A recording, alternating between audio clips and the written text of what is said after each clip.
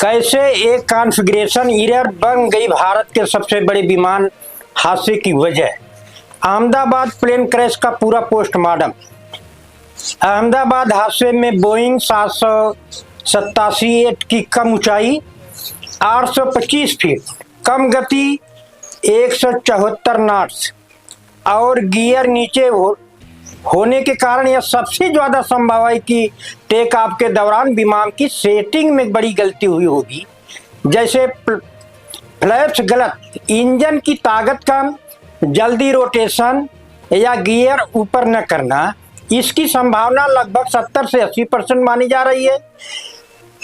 43 degree centigrade गर्मी ने हालात को और खराब कर दिया, जिससे पायलट की गलती और भारी पड़ गई।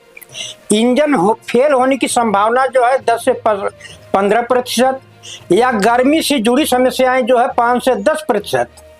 दूसरे संभावित कारण हो सकते हैं, लेकिन मुख्य वजह टेक ऑफ में गलती ही लगती है।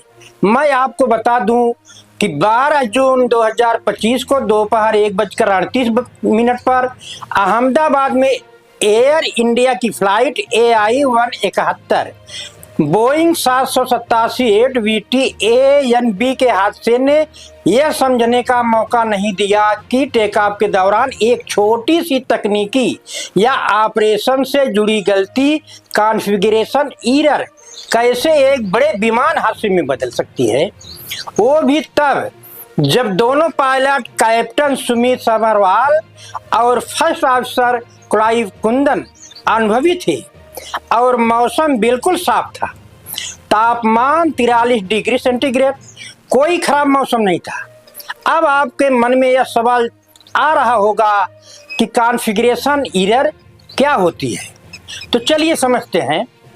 टेक ऑफ के समय कॉन्फ़िगरेशन एरर का मतलब होता है कि विमान की उन सेटिंग में गलती जो उसे सही ढंग से उड़ान भरने से रोक देती है। इसमें फ्लैप्स की गलत सेटिंग, कम थ्रस्ट, समय से पहले टेक ऑफ यानी रोटेशन या लैंडिंग गियर न उठाना जैसी गलतियां शामिल होती हैं। ये सभी चीजें विमान के उठने और ऊंचाई पकड़ने की क्षमता पर असर डालती हैं, जिससे विमान स्टॉल कर सकता है या नियंत्रण खो सकता है। आखिर हादसा हुआ कैसे, उसको समझने की कोशिश करते हैं। विमान बोइंग 787 ड्रीमलाइनर एक अत्याधुनिक लंबी दूरी तय करने वाला विमान था, जिसमें GE-9X इंजन लगा हुआ था, जो अहमदाबाद से लंदन गैटविक करीब 4200 किलोमीटर की दूरी तय करना था और विमान पूरी तरह ईंधन से भरा हुआ था। बताई जा रही है कि परिस्थितियां बिल्कुल सही थी, मौसम एकदम साफ था, तापमान भी 43 डिग्री सेंटीग्रेड था, रनवे समुद्र तल से सिर्फ 180 फीट ऊपर था। गर्मी के कारण हवा पतली थी, जिससे लिफ्ट और थ्रस्ट कम हो जाता है। विमान टेक ऑफ के 2 मिनट बाद ही मेघावी नगर अहमदाबाद का रियासी इलाका में विमान गिर पड़ा। विमान सिर्फ 825 फीट ऊंचाई तक पहुंचा था और उसकी रफ्तार भी 174 नॉट यानी 320 किलोमीटर प्रति घंटा थी, जबकि 787 को इस वजन पर कम से कम 200 से 250 नॉट की रफ्तार से होनी चाहिए थी। क्रैश वीडियो में विमान का लैंडिंग गियर यानी पहिया नीचे दिखाई दे रहा था, जो टेक ऑफ में नहीं होना चाहिए। संभावित गलती क्या हो सकती है वो समझते हैं। अगर फ्लैप्स बहुत कम लगाए गए, जैसे फ्लैप्स 0, तो विमान के लिए लिफ्ट बनाना मुश्किल हो जाता है। वही ज्यादा फ्लैप्स, जैसे फ्लैप्स 20 रख दिया जाए, तो ड्रैग इतना बढ़ जाता है कि विमान ऊपर नहीं जा पाता। अहमदाबाद जैसे गर्म मौसम में पायलट को बहुत सटीक सेटिंग रखनी पड़ती होती है। अगर यहाँ फ्लैप्स गलत चुने गए हों तो विमान को सही ऊंचाई नहीं मिल पाई होगी। पायलट किसी अलर्ट या ATC के संदेश में उलझ गया हो या आपस में सही से क्रॉस चेक न कर पाया हो। भले ही बोइंग 787 में इलेक्ट्रॉनिक चेकलिस्ट होती है, मगर जल्दबाजी या दबाव में उसे भी नज़रअंदाज नहीं किया जा सकता है। और एक कारण थ्रस्ट में कमी भी बताई जा रही है। गर्मी के कारण इंजन की ताकत कम हो जाती है, इसलिए टेक ऑफ के लिए सही थ्रस्ट सेट करना बेहद जरूरी होता है।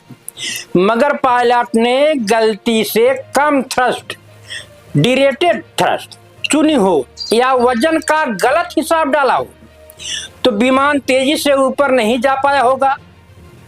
भारी ईंधन भरे होने के कारण भी विमान अतिरिक्त ताकत चाहिए थी। शायद यह भी हो सकता है कि पायलट ने थ्रस्ट इंजन की ताकत सेट करने में गलती कर दी होगी, जिससे विमान को उड़ान भरने के लिए जरूरी ताकत नहीं मिल पाई होगी। इसी वजह से विमान की गति 174 नॉट और ऊंचाई कम रह गई होगी, या विमान ने रनवे के पूरे 3600 मीटर हिस्से की बजाय बीच से टेक ऑफ किया हो। इंटरसेक्शन टेक ऑफ यानी पायलट आमतौर पर FMS में दर्ज किए गए आंकड़ों पर ही भरोसा करते हैं ताकि इंजन की ताकत तय कर सके।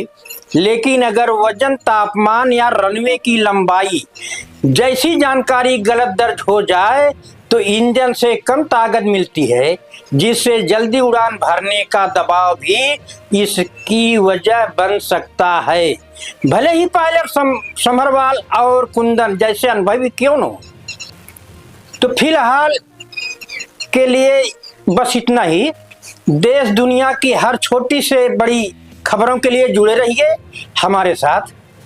देश दुनिया की हर छोटी बड़ी खबरों के लिए जुड़े रहिए हमारे साथ। अगर आपको ये वीडियो पसंद आया हो तो इसे लाइक करें, शेयर करें और चैनल को सब्सक्राइब जरूर करें ताकि हर अपडेट आप तक सबसे पहले पहुंचे। आपकी राय हमारे लिए बेहद अहम है। कमेंट करके जरूर बताएं कि आज की कवरेज आपको कैसी लगी।